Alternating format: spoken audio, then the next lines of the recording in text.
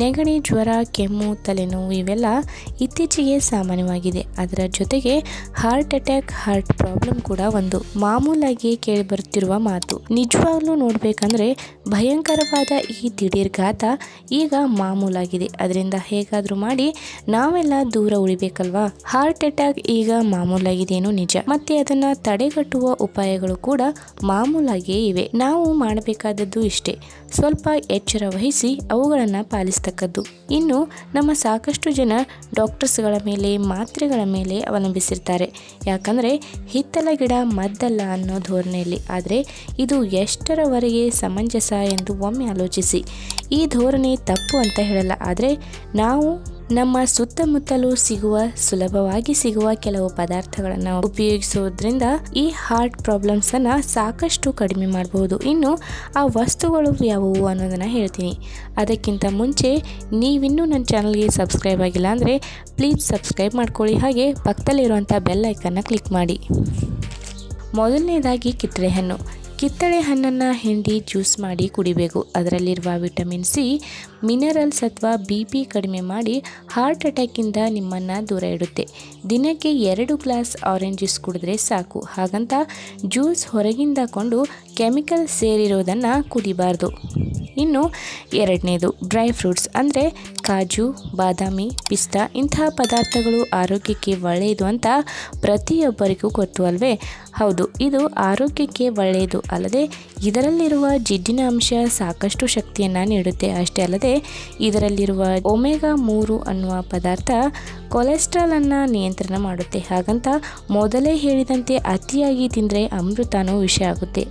ಅದನ್ನು ಎಚ್ಚರದಲ್ಲಿಟ್ಟುಕೊಂಡು ಈ ಪದಾರ್ಥಗಳನ್ನು ಸೇವಿಸಬೇಕು. ಇನ್ನು ಮೂರನೇದು ಅರಿಶಿನ. ಇದು ಅಡುಗೆ ಮನೆಯಲ್ಲಿರುವಂತಹ ದಿವ್ಯ ಔಷಧಿ. ಅರಿಶಿನದ ಬಗ್ಗೆ ನಾನೇನು ಹೆಚ್ಚಾಗಿ ಹೇಳಬೇಕಾಗಿಲ್ಲ, ಆದರೆ ಆರೋಗ್ಯ ಚೆನ್ನಾಗಿರಬೇಕು ಅಂದರೆ ಪ್ಯೂರ್ ಆಗಿರೋ ಅರಿಶಿನ ಬಳಸಿದರೆ ಸಾಕು. ಇದು ದೇಹದ ಕೊಬ್ಬನ್ನು ಮತ್ತು ರಕ್ತದ ಒತ್ತಡವನ್ನು ಕಡಿಮೆ ಮಾಡುತ್ತೆ. ಅಷ್ಟೇ ಅಲ್ಲದೆ ಹಾರ್ಟ್ ಅಟ್ಯಾಕ್ ಬರೋ ಚಾನ್ಸಸ್ ಕೂಡ ಬಹಳಷ್ಟು ಕಡಿಮೆ ಮಾಡುತ್ತೆ. ಇನ್ನು ನಾಲ್ಕನೇದು ಗ್ರೀನ್ ಟೀ. ಈ ಗ್ರೀನ್ ಟೀ ಎಲೆಯಲ್ಲಿರುವ ಕೆಟ್ಯಾಚಿನ್ ಎಂಬ ಅಂಶ ನಮ್ಮ ದೇಹದ ಕೊಬ್ಬಿನ ಅಂಶವನ್ನು ಕಡಿಮೆ ಮಾಡುವಲ್ಲಿ ಸಹಾಯ ಮಾಡುತ್ತೆ. ಜೀರ್ಣಕ್ರಿಯೆ ಚೆನ್ನಾಗಿ ಆಗೋಕ್ಕೆ ಸಹಾಯ ಮಾಡೋದೇ ಅಲ್ಲದೆ ದಿನಕ್ಕೆ 2 ಲೋಟ ಗ್ರೀನ್ ಟೀ ಕುಡಿದ್ರೆ ಸಾಕು, ಹಾರ್ಟ್ ಅಟ್ಯಾಕ್ನಿಂದ ದೂರ ಇರೋದು ಗ್ಯಾರಂಟಿ. ಐದನೇದಾಗಿ ಕಲ್ಲಂಗಡಿ ಹಣ್ಣು. ಇತ್ತೀಚೆಗೆ ಎಲ್ಲ ಕಡೆ ಬಹು ಸುಲಭವಾಗಿ ಸಿಗುವಂಥದ್ದು. ಇದರ ಗುಣ ಎಂಥದ್ದಪ್ಪ ಅಂದರೆ ನಮ್ಮ ದೇಹದಲ್ಲಿರೋ ರಕ್ತನಾಳದ ಗಾತ್ರನ ನೈಟ್ರಿಕ್ ಆಸಿಡ್ ಮೂಲಕ ಜಾಸ್ತಿ ಮಾಡುತ್ತೆ. ಇದರಿಂದ ರಕ್ತ ಸಂಚಾರ ಆರಾಮವಾಗಿ ದೇಹದಲ್ಲಿ ರಕ್ತದ ಒತ್ತಡ ಕಡಿಮೆಯಾಗಿ ಹಾರ್ಟ್ ಅಟ್ಯಾಕ್ ಆಗೋ ಚಾನ್ಸಸ್ ತುಂಬ ಕಡಿಮೆ ಮಾಡುತ್ತೆ. ಇನ್ನೇನು ಕಲ್ಲಂಗಡಿ ಹಣ್ಣು ಸಿಕ್ಕರೆ ಬಿಡಬೇಡಿ, ತಗೊಂಡು ತಿನ್ನೋದಕ್ಕೆ ಆರಂಭಿಸಿ. ಇನ್ನು ಆರನೇದು ಓಟ್ಸ್. ಇದು ಎಲ್ಲರಿಗೂ ತಿಳಿದಂತೆ ಒಳ್ಳೆಯ ಉತ್ತಮ ಆಹಾರ, ಡಯಟ್ ಆಹಾರ. ಇದರಲ್ಲಿರುವ ಫೈಬರ್ ದೇಹದ ಕೊಬ್ಬಿನ ಜೊತೆಗೆ ಚೆನ್ನಾಗಿ ಹೊಂದಿಕೊಳ್ಳುತ್ತೆ. ಆದ್ದರಿಂದ ಇದು ಹೃದಯದಲ್ಲಿ ಕೊಬ್ಬು ಸೇರಿಕೊಳ್ಳದೆ ಇರೋ ಹಾಗೆ ತಡೆಯುತ್ತೆ. ಹಾಗಾಗಿ ಇದು ಹೃದಯಕ್ಕೆ ಒಳ್ಳೆಯದು ಅಂತ ಡಾಕ್ಟರ್ಸ್ಗಳು ಕೂಡ ಹೇಳ್ತಾರೆ. ಇನ್ನು ಏಳನೇದಾಗಿ ಚಕ್ಕೆ. ಸಾಂಬಾರ್ ಪದಾರ್ಥಗಳಲ್ಲಿ ಒಂದಾದ ಚಕ್ಕೆನ ತಿಂದರೆ ಆಗುವ ಉಪಯೋಗಗಳು ಬಹಳಷ್ಟು. ಇದನ್ನು ಹಾಗೆ ತಿನ್ನಬಹುದು, ಇಲ್ಲ ಅಡುಗೆಯಲ್ಲೂ ಕೂಡ ಉಪಯೋಗಿಸಿ ತಿನ್ನಬಹುದು. ಈ ಚಕ್ಕೆ ರಕ್ತನಾಳವನ್ನು ಕ್ಲೀನ್ ಮಾಡುತ್ತೆ. ಬೇಡದೇ ಇರೋ ಕೊಬ್ಬನ್ನು ಅಂದರೆ ಕೆಟ್ಟ ಕೊಬ್ಬನ್ನು ದೇಹದಿಂದ ತೆಗೆದುಹಾಕಿ ಕೆಟ್ಟ ಕೊಲೆಸ್ಟ್ರಾಲನ್ನು ನಿವಾರಿಸಿ ಹಾರ್ಟ್ ಅಟ್ಯಾಕ್ ಬರೋದನ್ನು ಬಹಳಷ್ಟು ಕಡಿಮೆ ಮಾಡುತ್ತೆ. ಇನ್ನು ಸುಲಭವಾಗಿ ಸಿಗೋ ದಾಳಿಂಬೆ ಹಣ್ಣು. ದಾಳಿಂಬೆ ಹಣ್ಣಿನಲ್ಲಿ ಫೈಟೋಕೆಮಿಕಲ್ಸ್ ಜಾಸ್ತಿಯಾಗಿರುತ್ತೆ. ಇದು ದೇಹದಲ್ಲಿ ನೈಟ್ರಿಕ್ ಆಸಿಡ್ ಅಂಶ ಜಾಸ್ತಿ ಮಾಡೋದ್ರಿಂದ ದಾಳಿಂಬೆ ನಮ್ಮ ದೇಹದಲ್ಲಿ ರಕ್ತ ಸಂಚಾರ ಆರಾಮವಾಗಿ ಆಗೋಕ್ಕೆ ಸಹಾಯ ಮಾಡಿ ನಮ್ಮ ದೇಹದ ರಕ್ತದ ಒತ್ತಡ ಕಡಿಮೆ ಮಾಡಿ ಅದರಿಂದ ಹಾರ್ಟ್ ಅಟ್ಯಾಕ್ ಬರದಂತೆ ಕಾಪಾಡುತ್ತೆ. ಇನ್ನು ಹಣ್ಣನ್ನು ಹಾಗೆ ತಿಂದರೂ ಸರಿ, ಇಲ್ಲ ಜ್ಯೂಸ್ ಮಾಡಿಕೊಂಡು ಕುಡಿದ್ರೂ ಸರಿ. ಇನ್ನು ಕೊನೆಯದಾಗಿ ಪಾಲಕ್ ಅಂದ ತಕ್ಷಣ ಇದರ ಉಪಯೋಗಗಳು ಪ್ರತಿಯೊಬ್ಬರಿಗೂ ತಿಳಿದಿರುವಂಥದ್ದು. ಇದರಲ್ಲಿರೋ ಸಾಕಷ್ಟು ಶಕ್ತಿ, ಪೋಲಿಕ್ ಆಸಿಡ್ ಆಗಲಿ ಪೊಟ್ಯಾಷಿಯಂ ಆಗಲಿ ಪ್ರತಿಯೊಬ್ಬರಿಗೂ ಆರೋಗ್ಯವನ್ನು ನೀಡುವಂಥದ್ದು. ಇನ್ನು ಪಾಲಕ್ ಸೊಪ್ಪನ್ನು ಪಲ್ಯ ಮಾಡಿಕೊಂಡು ತಿನ್ನಬಹುದು, ಹುಳಿ, ಚಟ್ನಿ ಹೀಗೆ ಏನು ಬೇಕಾದರೂ ಮಾಡಿಕೊಂಡು ತಿನ್ನಿ. ಪೋಲಿಕ್ ಆಸಿಡ್ ಮತ್ತು ಪೊಟ್ಯಾಷಿಯಂ ಅಂಶ ಜಾಸ್ತಿ ಇರೋದ್ರಿಂದ ನಿಮ್ಮ ದೇಹದ ರಕ್ತನಾಳಗಳನ್ನು ಇದು ಸುಲಭವಾಗಿ ಕ್ಲೀನ್ ಮಾಡುತ್ತೆ. ಅಷ್ಟೇ ಅಲ್ಲ, ಹಾರ್ಟ್ ಅಟ್ಯಾಕ್ನಿಂದ ನಿಮ್ಮನ್ನು ಕಾಪಾಡುತ್ತೆ. ಈ 9 ಪದಾರ್ಥಗಳು ಬಹು ಸುಲಭವಾಗಿ ನಮ್ಮ ಸುತ್ತಮುತ್ತಲೂ ಸಿಗುವಂತಹ ಪದಾರ್ಥಗಳು. ಹೀಗಾಗಿ ಇವುಗಳನ್ನು ನಾವು ದಿನನಿತ್ಯದ ಡಯಟ್ನಲ್ಲಿ ಉಪಯೋಗಿಸಿದರೆ ಈ ಕೆಲವು ಕಾಯಿಲೆಗಳಿಂದ ನಾವು ಸುಲಭವಾಗಿ ದೂರ ಇರಬಹುದು. ಹೀಗಾಗಿ ನಮ್ಮ ಆರೋಗ್ಯ ನಮ್ಮ ಕೈಯಲ್ಲಿ, ಇವುಗಳನ್ನು ಪಾಲಿಸಿ.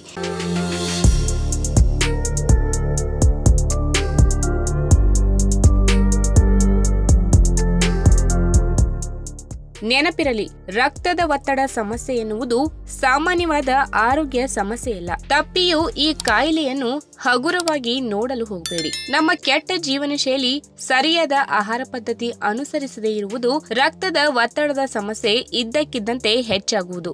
ಇನ್ನು ಅಪಾಯಕಾರಿ ಸೂಚನೆ ಎಂದರೆ ದೇಹದಲ್ಲಿ ರಕ್ತನಾಳಗಳ ಮೇಲೆ ಪ್ರಭಾವ ಉಂಟಾಗಿ ಹೃದಯದ ಮೇಲೆ ಹೆಚ್ಚು ಒತ್ತಡ ಬೀರುತ್ತದೆ. ಹಾಗಾಗಿ ಈ ಕಾಯಿಲೆಯನ್ನ ಮೊದಲೇ ಗುರುತಿಸಿ ಸರಿಯಾದ ಚಿಕಿತ್ಸೆಯ ಜೊತೆಗೆ ಸೂಕ್ತವಾದ ಆಹಾರಗಳ ಸೇವನೆಯಿಂದ ಇದನ್ನು ನಿಯಂತ್ರಿಸಬಹುದು.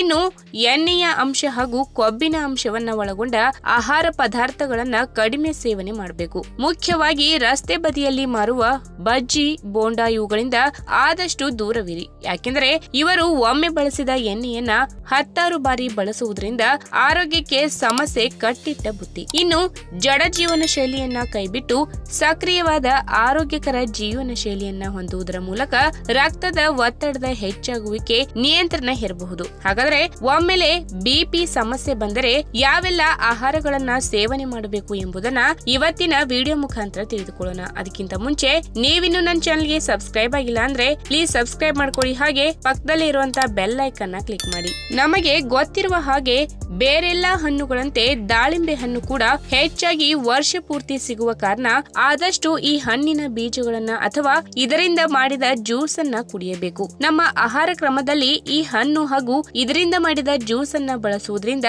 ದೇಹವು ಹಲವಾರು ರೋಗಗಳನ್ನ ತಡೆಯುವುದು ಮಾತ್ರವಲ್ಲದೆ ಇರುವಂತಹ ಕೆಲವೊಂದು ಸಮಸ್ಯೆಗಳನ್ನ ನಿವಾರಿಸುವುದು. ಹಲವಾರು ಸಂಶೋಧನೆಗಳು ಕೂಡ ಅಧಿಕ ರಕ್ತದೊತ್ತಡ ಸಮಸ್ಯೆಗೆ ಅಥವಾ ಇದ್ದಕ್ಕಿದ್ದಂತೆ ರಕ್ತದ ಒತ್ತಡ ಏರಿಕೆಯಾದ ಸಂದರ್ಭದಲ್ಲಿ ದಾಳಿಂಬೆ ಹಣ್ಣಿನ ಜ್ಯೂಸ್ ಯಾವ ರೀತಿ ಕೆಲಸ ಮಾಡುತ್ತದೆ ಎಂಬ ಬಗ್ಗೆ ಮಾಹಿತಿಯನ್ನ ಕಲೆ ಹಾಕಿದೆ. ಅದರಂತೆ ತಮ್ಮ ವರದಿಯಲ್ಲಿ ಈ ವಿಚಾರವನ್ನ ತಿಳಿಸಿವೆ. ಬಹಳ ಯಶಸ್ವಿಯಾಗಿ ರಕ್ತದ ಒತ್ತಡಕ್ಕೆ ದಾಳಿಂಬೆ ಹಣ್ಣಿನಲ್ಲಿ ಪರಿಹಾರ ಸಿಗುತ್ತದೆ. ಇನ್ನು ದಿನಕ್ಕೊಂದು ಸೇಬು ವೈದ್ಯರಿಂದ ದೂರವಿರಬಹುದು ಎನ್ನುವ ನಾಣ್ಣುಡಿ ಇದೆ. ಅದು ನಿಜ ಕೂಡ.